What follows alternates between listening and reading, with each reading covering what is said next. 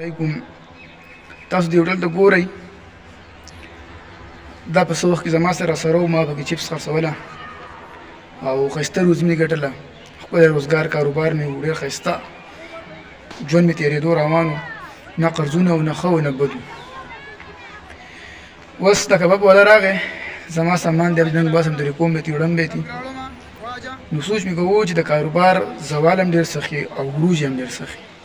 کله چې ما روزګار شروع کوو که نه نو سم خورېدو روان به چې نن به یو شان و سبا بل شان و.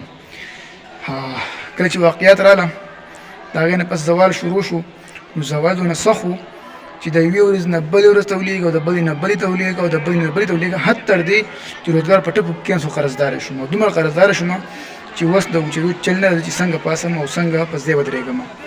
نو د کاروبار قدر، احترام، عزت کوئ. کاروبار ډېر بهترین څیز دی. کاروبار کې برکت دی، تجارت کې برکت دی. جب مطلب پیسې نه خالي کېږي، خو صدقه پکې خامخا ورکوئ. اوس چونکې وخت تېر شوی دی او حالات روانې تېرېږي، نو دا ورځ به الله تېره کړي، دا وخت به الله تېر کړي او هر څه به الله تېر کړي.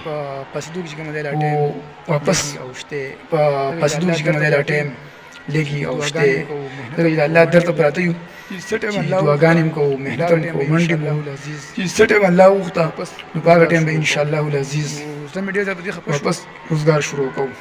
نو زه مې ډېر زیات په دې خفه شوم چې هغه هوټل دې مې وکاته، حالات مې وکاته، وختونه راته رایاد شو نو په سترګو کې مې اوښکې راغلې په جوړا شو چې داسې ورځې وي چې لاړې تېرې شوې. الله دې هغه وخت دوباره بیا راولي او الله دې په هېڅ چا باندې غریبي نه راولي. الله تعالی دې په هېڅ چا باندې زوال نه راولي، ځکه چې زوال او غریبي دا ډېر خطرناک او ډېر سخت څیز دی. دا سره ډېر زیات خفه کوي.